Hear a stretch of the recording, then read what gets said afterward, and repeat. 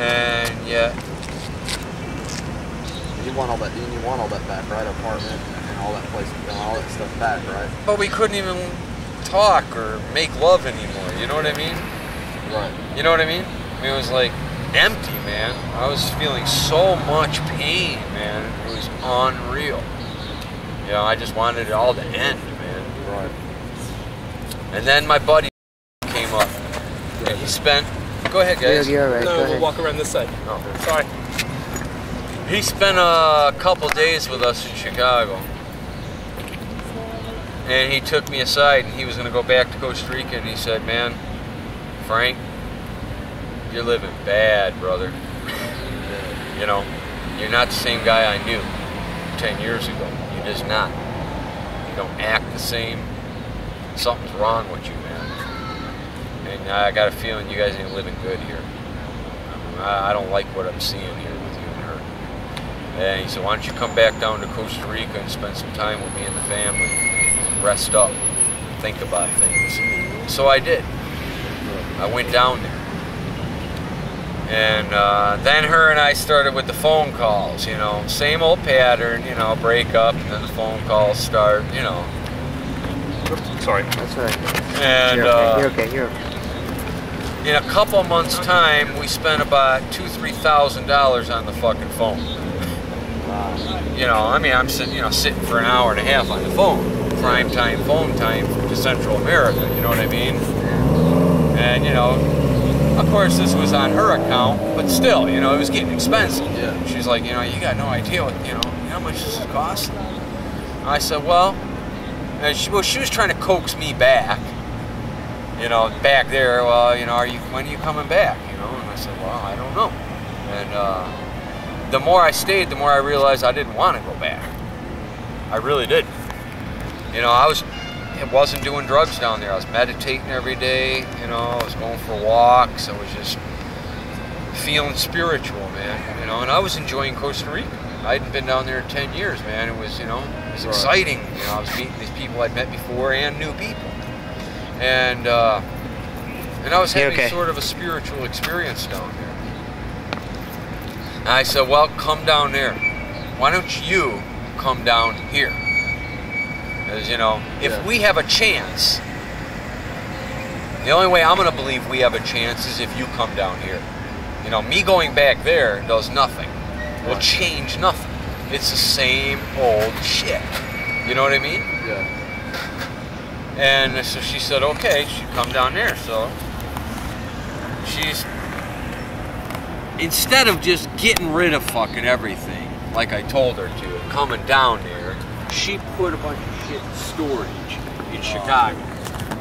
Well, that right there let me know there were reservations. You know, well, I can't throw that furniture out. It's, you know, you know what I mean? It's a such and such coffee table and a such and such whatever. And, you know, I said, it's shit. It's all shit. Yeah, it's all material. Yeah, how many fucking thousands of dollars have we pissed away in the past year? Tell me. Just in drugs. Right. Forget the going out to eat, the movies, these constant myriad fucking distractions. Because we don't know how to sit down at a table anymore and eat dinner and look at each other without being fucked up. You know what I mean? You know what I mean? We were always going somewhere, man. Always had to be in a cab, going here, going there, you know what I mean? Yeah. All this fun shit. You know what I mean? It was all a substitute for what we were losing. And that was my point, you know? It's like, that was a reservation. When she put that shit in storage, that was a reservation. And I knew it. Her reason to go back. Yeah, it was saying, I haven't let go of this. Her life in Chicago. You know? So anyway, she came down and she tried, man. I'll admit it. She tried like hell, dude. I mean, you know. Before she came down, I rented a house. I got a job teaching English. As soon as she came down, she got in with the same company. So we both had a job teaching English. We weren't making shit, but down there we were making Were you teaching English? Yeah, I did teaching English. But what, like a high school or a Private institute, actually. Wow. There's a lot of them down there. Yeah. Anyway, so we both got a job teaching English. Rented a house in the city, nice little house. You know, nothing wrong with it. It wasn't the standard we were accustomed to up there, but, you know, I honestly, see, I didn't come from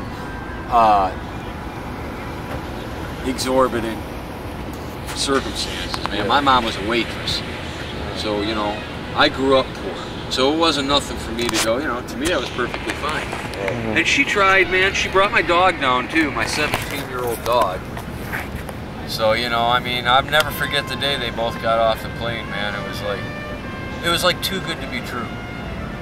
You know, my 17-year-old dog and are down here. And I just, man, I was hoping for the best, but it didn't work. It didn't work, man. She tried like hell, I gotta hand it to her, man, but I'll be honest with you, I couldn't do it. The past, I just couldn't do it. I felt like she had reservations, first of all. That was the first thing.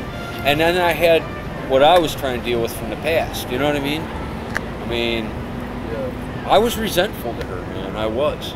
I had resentment, and I was hurt. You know what I mean? About, you know, about the fact that, you know, because I felt like many times in Chicago, I tried to say, let's get out of this. And she was the reluctant one. Right. And she was also the one with all the connections, and you know what I mean? Yeah. I mean, I did, you know, honestly, man, I'm not saying she was the guilty party. I'm just saying she was truly the socially able one. She's the one that networked well with people. And she was the one that was running the fucking show, dude. Right. She wore the pants in our family. Yeah. You know what I mean? I didn't run shit, man. I was a token pet man, that's all I was. Honestly, I was just someone that she loved and felt safe with, is the truth of it. You know what I mean? She didn't even need me for sex. I know that. I was, you know what I mean?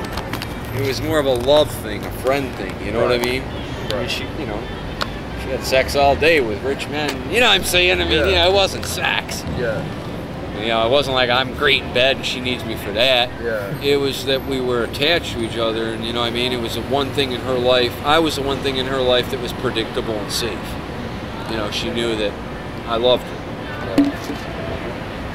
And it didn't work though. She ended up going back. And my dog died. Actually, I had to shoot my dog about a year after she left. Really? I was out in the country and it got sick. Well, man. That's a long, man. You gotta. Yeah, gotta yeah, let it- sorry, man.